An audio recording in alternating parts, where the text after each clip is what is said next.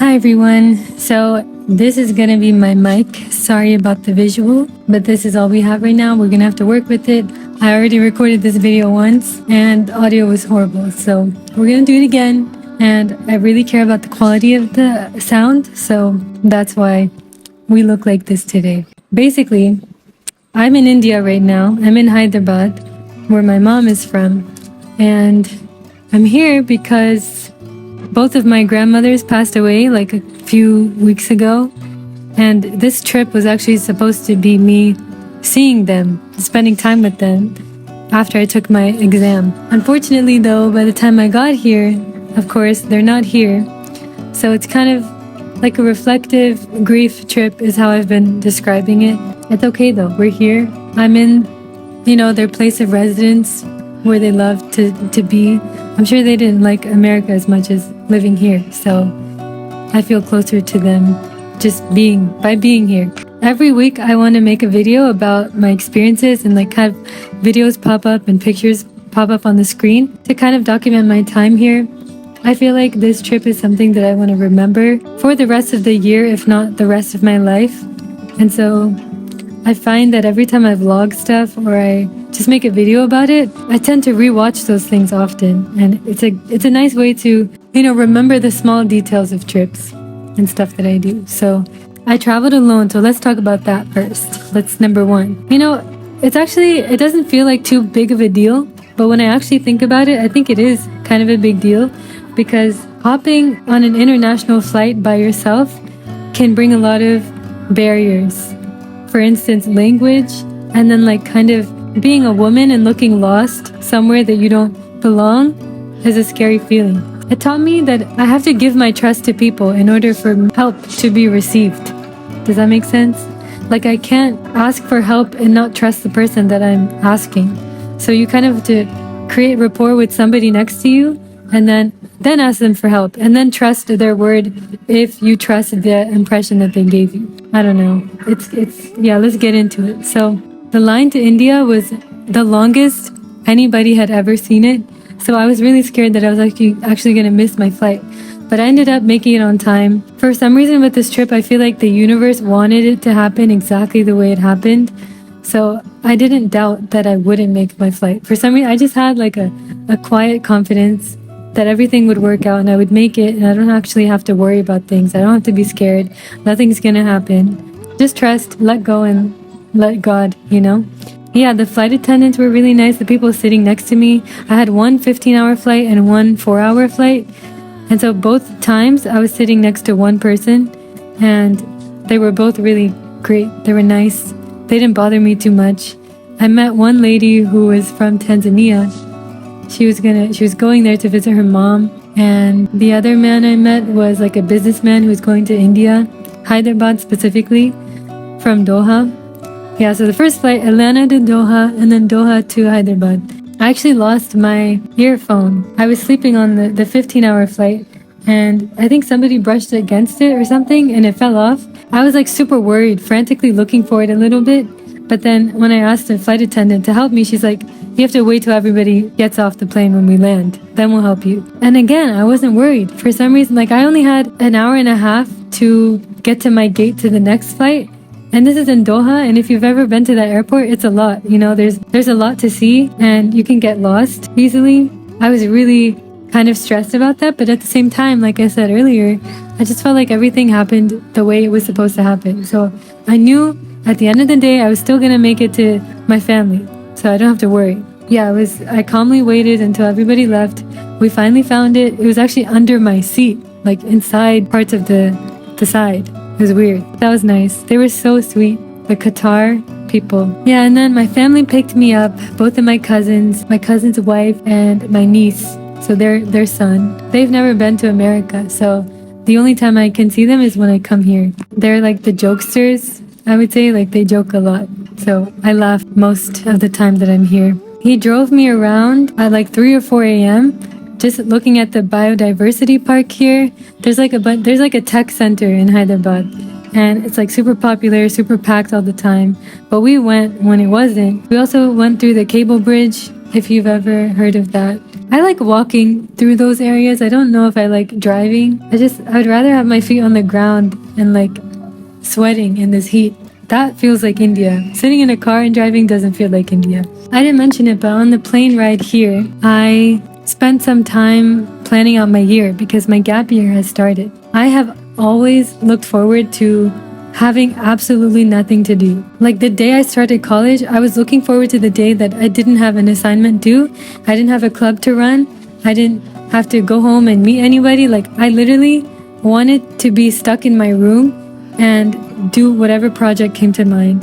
And I would like crave that kind of time. So the fact that I'm here right now, where I literally am in that position, I want to take full advantage of it. And so on the plane, I was planning out my year, like every month, what do I want to get done? And with the other time I had on the plane, I watched this movie called 12th Fail. If you haven't seen this movie, you really have to watch it, especially if you're interested in India. I feel like it prepared me a little bit for what I was going to see and experience. It talks about corruption, people abusing their power, the different lifestyles of people in India. You can see like the super rich millionaires, billionaires here, and then you can see people in poverty living on the street. You can see how hard they have to study and work just to match the people that started at zero instead of starting at minus. I don't know, I just love motivational movies like that, like Adam Sandler's movie Hustle and this movie 12th Fail. Like I think I never repeat movies, okay, but these two movies I will repeat until I'm gone. When I got off the plane, I had an agent help me find all my stuff, like my baggage claim, and then taking me to where my family would be. And what was interesting about that experience was we booked the agent guy through my uncle, whose wife works in the government. So I'm related to somebody who's kind of in power. And because he booked the agent guy through her, we got to skip a lot of the lines. And it was interesting because somebody actually called us out. They were like, hey, what are you doing skipping the line? And then the person was like, sir, I'm staff. He shows his badge. And then the guy was like, I don't care. Like, I've been waiting in this line. You wait in the line too. And then my agent let him go. And then we waited right behind it. But it just reminded me of the movie because there's a lot of people there that abuse their power. And in this case, I abused my power here because I didn't have anywhere urgent to be, you know? Like there was no reason I had to skip that line. I didn't like it at first, so I came home to my family and I told them about it. And the only explanation that made sense to me was when you're in power or when you work with the government, you have to do things, you have to stay busy, and you have a lot on your plate. So to wait in the line and waste your time is not conducive for you, and it's not helping other people. You have to go and help people. It's the nature of your job. I mean, that's the only thing that would make sense to me. And one thing I want to mention here is I think anybody in my position would take advantage of this opportunity because those lines are very long and it would have taken me like 2 hours to get out of there, but it took me like 10-20 minutes. If you were in my position, you probably would have done the same, and I don't think you should feel bad about it.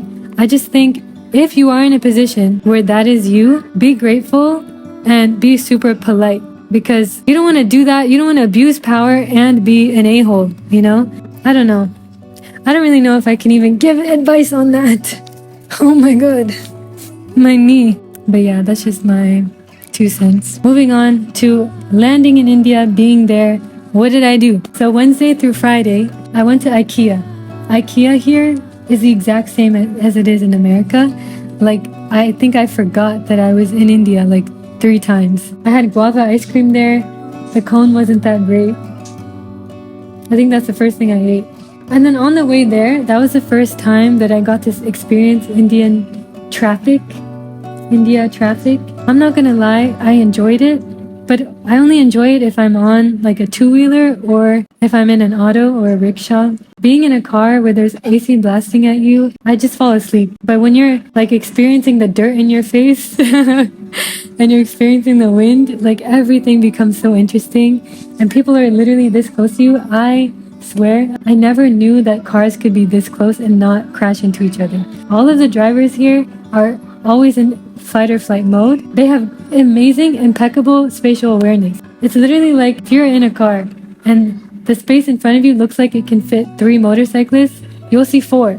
they'll come in front of you. They'll fit four, and that's how the roads work. It's not like cars on one side, buses on one side, motorcycles on one. No, it's like wherever you find space, just move, just go there. Yeah, I have no idea how people drive here, and then that too. It's on the left side. Yeah, they drive on the left side of the car. Wait, they drive on the right side of the car. Okay, what else? What else? That Wednesday night, I just fell asleep because I was still on like US time. But Thursday, I stayed home all day. I feel like the first few days, I just really needed to get acclimated to the environment and just stop feeling so sleepy. I applied to scholarships. I sent out some emails. Basically, like, this is not my break, you know? Realistically, I'm trying to find a balance of doing work that needs to get done and then hanging out with my family. And I don't have to do either or all freaking day. Also, something I learned about applying and reaching out to people is just do it. You never know what can happen, and you lose nothing by trying. One thing I realized is I would look up somebody, get so engrossed in their story, and like get so excited and passionate about reaching out to them and working with them. The idea of potentially like collaborating, and like all of it happens in 20 minutes, and then I reread the email over and over again, and then I forget the fact that I didn't even know this person existed in the world 20 minutes ago. So I lose nothing by just sending it, you know? I lose nothing by just trying, because I can find somebody else that I'm just as passionate about. So Friday, which was yesterday, I was on my time of the month. I got that, so I just rested the entire day. And I got to think a lot, okay? And one of the thoughts I have been thinking about is how consumer-based and materialistic the US is compared to here. And I'm gonna put a huge disclaimer here and say that I think my opinion here is just a product of the environment I grew up in America versus the environment I see right now. Take it with a grain of salt, because I've only been here for 5-ish days and I've lived in America my whole life in only one corner. But I'm gonna say this. In India, I feel like when you buy something, you don't replace it unless it's broken. Oh my god, this is getting so hot. I'll give you an example, okay? I'll buy like a pencil holder. Let's say I bought it 3 years ago. It's on my desk, it holds all my pens, there's no problem with it. 3 years go by, it's kind of worn down, has like some scuff marks on it. I go to TJ Maxx and I see like an upgraded version of this pencil holder, and it has more compartments. It's a nicer color, like something that matches my aesthetic more, and it's new. It's brand new, and it's like $5. Okay, if I were there, I would immediately buy it, and I don't know what I would do with the other one. I'd probably throw it away, to be honest, like recycle it, and I would justify that by saying I've had it for 3 years. You know, it's done its duty. But here in India, I feel like everybody has the same everything. Everybody has the same type of bike. They wear the same type of clothes.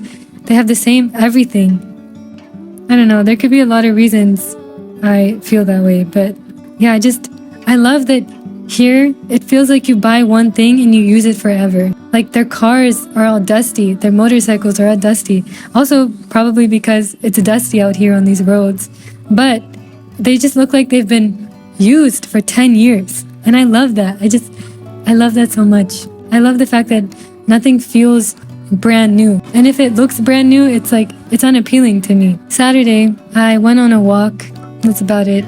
I recorded this video at like 5 a.m. and it was like super nice sunset. And the audio, like, oh, it was so bad. I had to re-record it. But next week, I'll show you around more.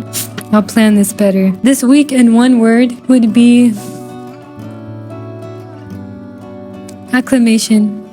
I've been using that word a lot because I feel like I'm literally trying to adapt where I am. Also, I feel like I speak Telugu, or my family speaks Telugu, but because I was born and brought up in the US, it was really hard to practice the language, and I would just feel embarrassed to speak it with my parents or anybody for that matter. I'm here now, and I still feel like the language is here and there. I understand everything that people are saying, but for me to respond, it takes me a while. Like I have to think about what I'm about to say, and that is kind of sad to experience. Yeah, just a thought.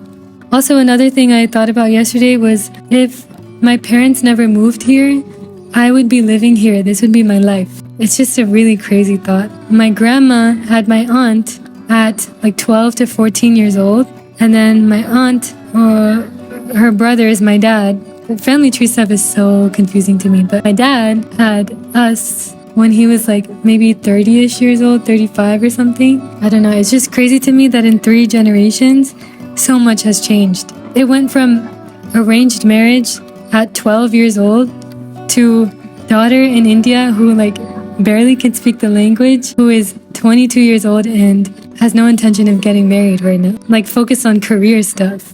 I just know that's just so crazy to me. Like, how did things change so fast? All I can do is just be grateful that I'm here. I don't actually think it would have sucked so much if I was born here and raised here. I kind of like staying here. I love multiple things about this country. Being in America is definitely more opportunistic. I have so much more to do there.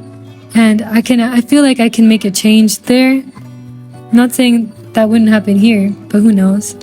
The food is amazing. Just wanted to bring that up. Everything I've eaten so far has not been spicy, surprisingly. And I love fruit. Oh my god, we have coconut water downstairs. I'm gonna go drink that. But yeah, I actually have to drink from water bottles for now. The next time you see me, hopefully I'm drinking tap water. I also have 2 goals before I leave. One is gain weight. I lost a lot of weight studying for my exam. And 2 is get rid of my acne, like clear it all. I usually get acne when I'm stressed, so I don't feel stressed anymore. So hopefully I can do those 2 things, get my life back together and have fun and be successful and be happy. I'll see you next week. Guys, it's so hot. I love heat, but this is hot. Okay, bye.